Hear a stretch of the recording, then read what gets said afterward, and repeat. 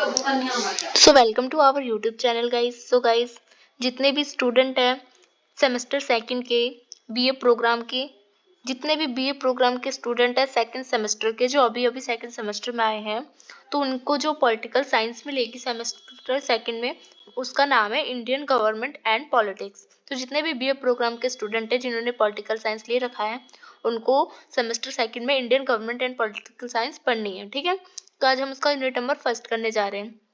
तो unit number first जो है उसका नाम है कि भारतीय संविधान के मूलभूत तत्व। तो हम जो यूनिट्स पढ़ेंगे, यूनिट फर्स्ट, वो 3 पार्ट में डिवाइड पढ़ेंगे, क्योंकि इसमें 3 टॉपिक्स हैं फर्स्ट यूनिट में, मतलब ये 3 चैप्टर में डिवाइड है। तो आज हम इसका चैप्टर नंबर फर्स्ट पढ़ेंगे, यूनिट फर्स्ट का। तो पार्ट फर्स्ट है ये आज हमारा। तो इसका नाम है भारतीय संविधान की बुनियादी विशेषताएं। तो आज हम इस वीडियो में भारत संविधान की जो भी बुनियादी विशेषताएं हैं उसके बारे में पढ़ेंगे। तो चलिए स्टार्ट करते हैं वीडियो। तो वीडियो स्टार्ट करने से पहले अगर आप हमारे चैनल पर नए आए हो तो नीचे दिए गए बेल आइकन को दबा के चैनल को सब्सक्राइब कर दीजिए, जिससे सारी नोटिफिकेशन आपके पास जल्द से जल्द पहुंच जाए। साथ ही आप हमारे टेलीग्राम चैनल पर भी जुड़ सकते हैं, आपको डिस्क्रिप्शन में लिंक मिल जाएगा जहाँ आपको सारी नोट्स प्रोवाइड कर दी जाएगी, सारी नोटिफिकेशन। चलिए स्टार्ट करते हैं आज की हमारी वीडियो। तो चलिए स्टार्ट करते हैं। तो हमें पढ़ना है भारतीय संविधान की विशेषताएं। तो चलिए इंट्रोडक्शन देखते हैं पहले। हाँ, जो भारतीय संविधान है ये एक संविधान पहले क्या होता है ये हमें जानना जरूरी है। ठीक है, तो संविधान एक ऐसा दस्तावेज है जो कि किसी भी देश में शासन व्यवस्था जिसके द्वारा चलाई जाती है। तो इसका मतलब संविधान है क्या? संविधान एक दस्तावेज है जिसमें क्या होता है, जिसमें किसी भी देश की क्या होती है, शासन और जो भी व्यवस्था होती है उसको चलाई जाती है उस संविधान के अनुसार। और संविधान 2 प्रकार के होते हैं, एक लिखित होता है और एक अलिखित होता है। मतलब संविधान होता तो सबका है, पर कहीं लिखित में होता है और कहीं नहीं होता, जैसे भारत में लिखित है। तो संविधान में नियम होते हैं, संविधान में कानून होते हैं, सरकार की शक्ति कितनी होगी, सरकार के अधिकार कितने होंगे, और लोगों के पास, आम जनता के पास कितने अधिकार होंगे, मौलिक अधिकार क्या होंगे, इन सब के बारे में विस्तृत से क्या होती है, जानकारी होती है। यानी संविधान में नियम, कानून, शक्ति, सरकार के क्या अधिकार है, हमारे क्या अधिकार है, मौलिक अधिकार क्या है, इन सब की जानकारी होती है संविधान के अंदर। तो चलिए देखते हैं अब भारत का संविधान। तो भारत का संविधान विश्व का सबसे बड़ा लिखित संविधान है। तो हमारा जो भारत का संविधान है वो पूरे विश्व का सबसे बड़ा संविधान है, लिखित वाला, मतलब जो राइटन फॉर्म में है।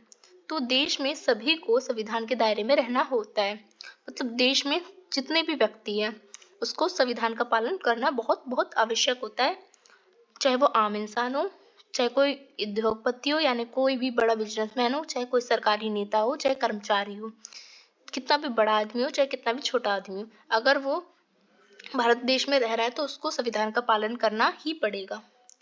संविधान का उल्लंघन करने वाले को दंड का प्रावधान है, यानी संविधान का जो भी उल्लंघन करता है उसके अनुसार संविधान में दंड का प्रावधान दिया गया है कि उस व्यक्ति को दंड देना आवश्यक है। तो इसको बनाने में, जो भारत का संविधान है उसको बनाने में 2 साल 11 महीने 18 दिन का वक्त लगा था। यानी भारतीय जो संविधान है वो 2 साल 11 महीने 18 दिन तक बना था। तो भारतीय संविधान जो है वो 26 नवंबर 1949 में बन गया था, किंतु लागू कब हुआ था? 26 जनवरी 1950 में। मतलब बन तो गया था ये 26 नवंबर 1949 में, पर लागू किया गया था ये 2 महीने बाद, 26 जनवरी 1950 में। तो भारतीय संविधान जो है, अब इसकी विशेषताएं देखते हैं क्या है। ठीक है, तो भारतीय संविधान का हमने इंट्रोडक्शन जान लिया। अब जानते हैं जो हम फर्स्ट टॉपिक में बेसिकली हमें पढ़ना है, भारतीय संविधान की विशेषता। तो भारतीय संविधान, इसमें 395 आर्टिकल है, यानी जो 395 क्या है, इसमें अनुच्छेद है, और इसमें 22 भाग है, 12 अनुसूचियां हैं। यानी आप मान लो कि इसमें मतलब 349 इसमें यूनिट्स है, उसमें से उसके चैप्टर्स 22 है, और चैप्टर में से जो अनुसूचियां हैं, मतलब चैप्टर में से जो चैप्टर होता है वो क्या है, 12 है। मतलब भारतीय संविधान में 395 आर्टिकल है, अनुच्छेद है, 22 इसमें भाग है इसकी, और 22 भाग में 12 अनुसूचियां हैं। ठीक है, तो जो भारतीय संविधान है वो दुनिया का सबसे सफलतम संविधान है। पहला इसकी विशेषता ये है कि इसमें मतलब 395 आर्टिकल है, 22 भाग है, 12 अनुसूचियां हैं। ठीक है। दूसरा चीज इसकी विशेषता है कि भारतीय संविधान सबसे सफलतम संविधान है। इसका नाम विश्व के सफलतम संविधान में आता है। इसमें आवश्यकता पड़ने पर संशोधन किया जा सकता है किंतु बदला नहीं गया है। मतलब भारतीय संविधान की ये विशेषता है कि दुनिया का सबसे सफलतम है, क्योंकि और संविधान क्या है, जैसे कि नेपाल का संविधान है, उसे 3 से 4 बार बदला गया है। पर बहुत देशों के ऐसे संविधान है जिसको बनाने के बाद कई बार बदला गया है, पर भारतीय संविधान इतना सफल रहा कि कभी इसको बदलने की जरूरत नहीं पड़ी गई। हाँ, इसमें संशोधन जरूर किए गए किंतु इसको बदलने की जरूरत कभी नहीं पड़ी। अब देखते हैं दूसरी विशेषता क्या है। तो दूसरी विशेषता है भारतीय संविधान ना ही कठोर है ना ही लचीला है। मतलब भारतीय संविधान इतना कठोर भी नहीं है, मतलब इसमें इतने कठोर नियम भी नहीं है कि इसे बदलना पड़े, और इतना लचीला भी नहीं है कि इसे मतलब तुरंत कोई भी बदल दिया जाए। मतलब इतना कठोर नहीं है भारतीय संविधान कि मतलब इसमें हमें बदलने की जरूरत पड़ेगी, और इतना लचीला भी नहीं है कि कोई भी मतलब नेता बदल दे। मतलब दोनों इसमें है, मतलब ये कठोर भी नहीं है और लचीला भी नहीं है। तो इसकी ये मुख्य विशेषता है कि ये कठोर भी नहीं है और लचीला भी नहीं है। अब देखते हैं इसकी जो विशेषता, इसमें मौलिक अधिकार का प्रावधान है, ये भी इसकी एक विशेषताएं है। तो भारतीय संविधान में प्रत्येक व्यक्ति को मौलिक अधिकार प्रदान किए गए हैं। तो यह लोगों के विकास के लिए बहुत आवश्यक होता है, क्योंकि मौलिक अधिकार लोगों का एक मौलिक अधिकार जानते हो ना, मतलब इसके बिना अगर ये अधिकार लोगों को ना दिया जाए, जिस देश में मौलिक अधिकार लोगों को ना दिया जाए, लोग अपना विकास कर ही नहीं पाएंगे, क्योंकि इसके अंदर जो अधिकार आते हैं वो लोगों के अपने ऐसे अधिकार होते हैं जिसके बिना लोग अपना विकास कर ही नहीं पाएगा। तो संविधान के भाग 3 में जो अनुच्छेद 12 है यानी आर्टिकल 12 है, आर्टिकल 12 से आर्टिकल 35 यानी अनुच्छेद 35 में मौलिक अधिकार का प्रावधान दिया गया है। यानी 12 से 35 तक क्या बताया गया, मौलिक अधिकार बताया गया संविधान में, जो कि भाग 3 में आता है संविधान के। ठीक है। तो देखते हैं कौन कौन से मौलिक अधिकार है। पहला है समानता का अधिकार, यानी सभी व्यक्ति को समान तौर पे माना जाएगा, चाहे वो कैसा भी लिंग, न लिंग के आधार पे, न जाति के आधार पे, न धर्म के आधार पे उससे भेद किया जाएगा। दूसरा स्वतंत्रता का अधिकार, यानी उसे हर एक चीज करने की स्वतंत्रता है, पर उसकी स्वतंत्रता इतनी तक है कि दूसरे लोगों की स्वतंत्रता पे हानि ना हो। शोषण के विरुद्ध अधिकार, अगर उसके साथ कुछ गलत हो रहा है तो उसको उसके विरुद्ध अधिकार है रिपोर्ट करने की। धार्मिक अधिकार, कोई भी धर्म मानने का हर एक व्यक्ति को पूरा अधिकार है, चाहे वो अपना कोई भी धर्म माने। शिक्षा का अधिकार, प्रत्येक जो व्यक्ति है उसको शिक्षा का अधिकार है, जो कि जितने भी बच्चे हैं 5 साल से 12 साल तक उनको शिक्षा का प्रावधान दिया गया है। संस्कृत और संबंधित अधिकार, सबको अपने संस्कृति का अधिकार दिया गया है। संपत्ति का तथा कानूनी अधिकार, ये 7वां अधिकार था जो कि मौलिक अधिकार के अंदर आता था, किंतु इससे मौलिक अधिकार के अंदर से हटा दिया गया है।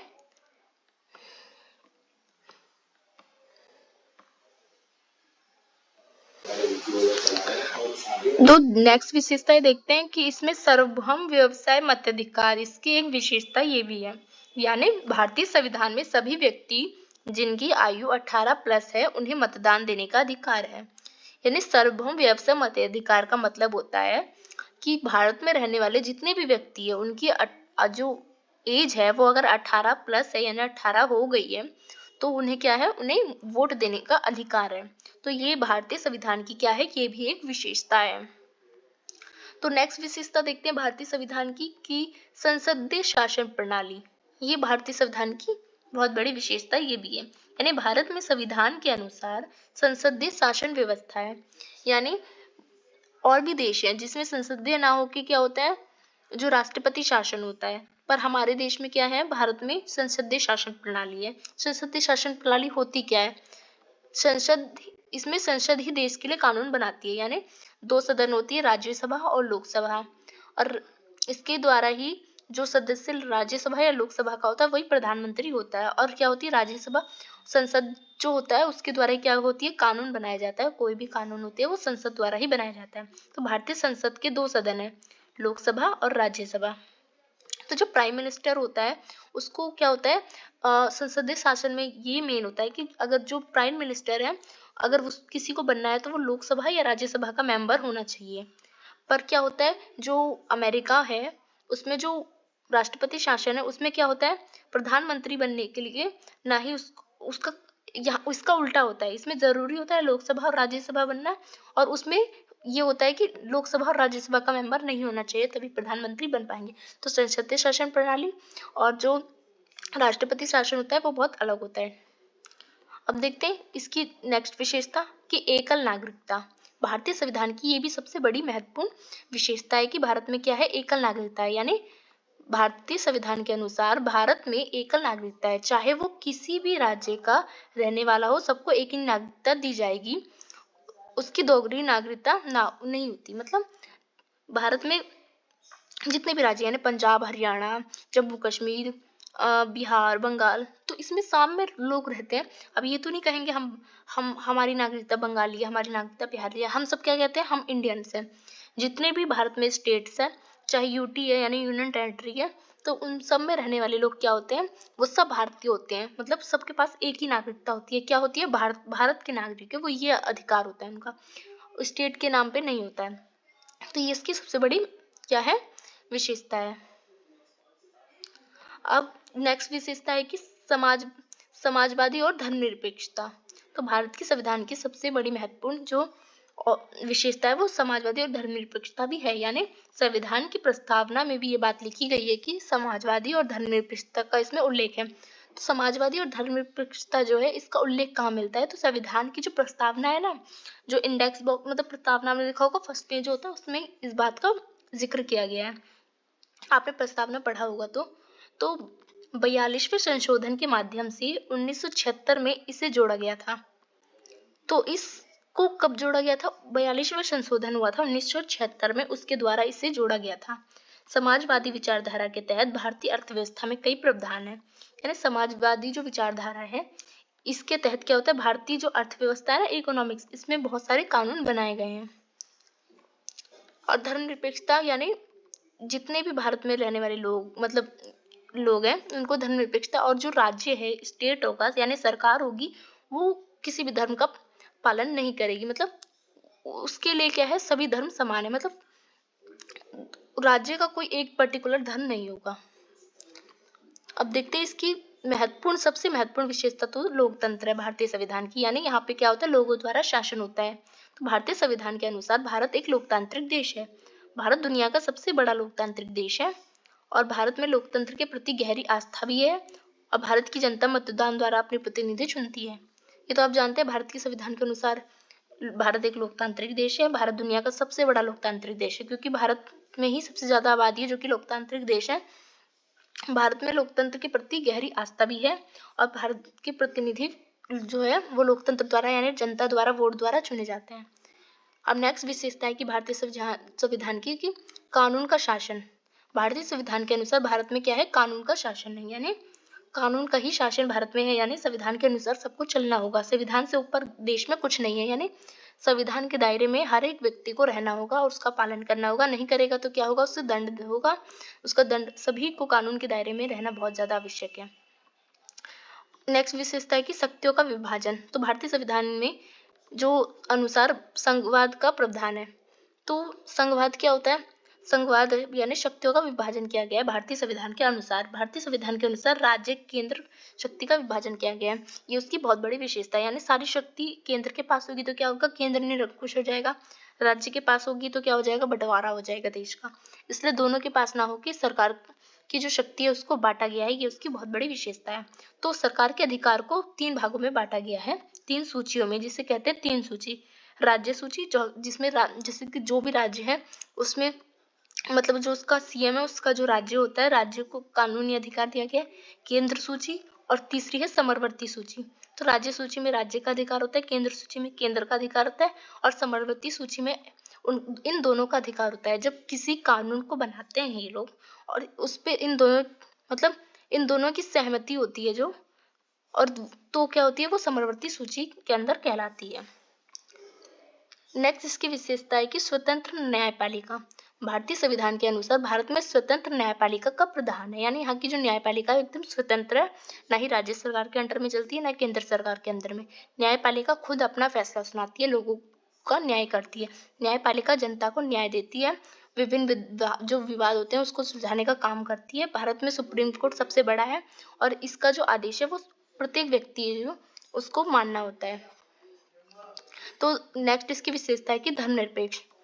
जो तो भारतीय संविधान में एक सबसे बड़ी विशेषता है कि धर्मनिरपेक्ष है। भारतीय संविधान के अनुसार भारत एक धर्मनिरपेक्ष देश है, यानी यहाँ पे राज्य जो है यानी सरकार जिसकी भी होगी वो क्या होगा, उस सरकार का उस जो व्यक्ति है उसका तो कोई भी धर्म मान सकता है वो, पर वो एक धर्म के नाम पे ये नहीं कह सकता कि ये एक राष्ट्र है, मतलब एक धर्म का राष्ट्र है। सभी को अपने धर्म पर आस्था रखने का और प्रचार प्रसार करने का पूरी आजादी है। संविधान में राज्य का कोई धर्म नहीं है। संविधान सभी धर्म को समान मानता है, मतलब जितने भी धर्म है उन सबका क्या करेगा, राज्य समान मांगेगा। नेक्स्ट विशेषता है कि भारतीय संविधान की सर्वधर्म समभाव, यानी यह हिंदू धर्म की एक अवधारणा है। सर्वधर्म समभाव क्या है, एक हिंदू धर्म की एक अवधारणा है जिसके अनुसार सभी धर्मों के जो मार्ग है होकर गंतव्य एक ही पर है, यानी सभी धर्मों के जो मार्ग है अलग अलग होकर भी क्या है, एक ही गंतव्य पर टिके हुए हैं। यानी इस अवधारणा को रामकृष्ण परमहंस जो है स्वामी और विवेकानंद और गांधी जी ने इसको अपनाया था। यानी सर्वधर्म समभाव जो है इस अवधारणा को रामकृष्ण परमहंस स्वामी विवेकानंद गांधी जी ने अपनाया था। इसमें ऐसा माना जाता है कि इसका उल्लेख वेदों में मिलता है।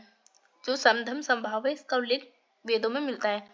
गांधी जी ने भी पहली बार 1930 में इस शब्द का उपयोग किया था जिसको पंथनिरपेक्ष सिद्धांत कहा गया था। यानी जो मतलब ये इसमें जो धर्म है उसका क्या है, धर्म अलग अलग है पर क्या है, सबके रास्ते क्या है, एक ही है। तो आपकी जो फर्स्ट यूनिट है उसका पार्ट फर्स्ट है, यानी जो फर्स्ट चैप्टर है वो होता है यहाँ पे खत्म। तो वीडियो अगर आपको अच्छी लगी हो तो लाइक कीजिए एंड दोस्तों में शेयर कीजिए। ऐसा आपको वीडियो कैसी लगी कमेंट्स करिए ज़रूर। और अगर आपको ये डाउनलोड करना होगा PDF तो आप डिस्क्रिप्शन से डाउनलोड भी कर सकते हैं। सो धन्यवाद।